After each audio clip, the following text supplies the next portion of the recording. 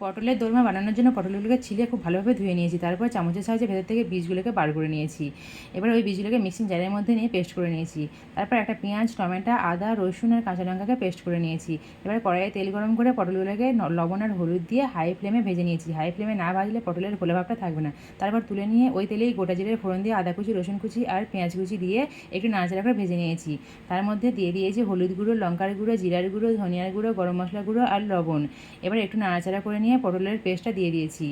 তারপর দিয়েছি একটা বড় সাইজের সিদ্ধ করে রাখা আলু গ্রেট করে দিয়ে দিয়েছি। এবার একটু নাড়াচাড়া করে মিশিয়ে নিয়ে দিয়েছি 1 চামচ ভাজা মশলা। সমস্ত গোটা গরম মশলা শুকনো খোলায় ভেজে ঠান্ডা করে গুঁড়ো করে নিয়েছি।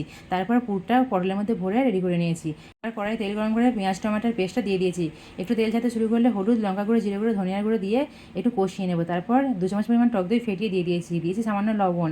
তেল ছাড়তে শুরু করে গ্রেভির জন্য পানি দিয়ে ফুটিয়ে নেব। ফুটে গেলে ভেজে রাখা পটলগুলো দিয়ে একটু 1 চামচ ভাজা মশলা দিয়ে ফুটিয়ে নিলে রেডি হয়ে যাবে পটলের দোরমা।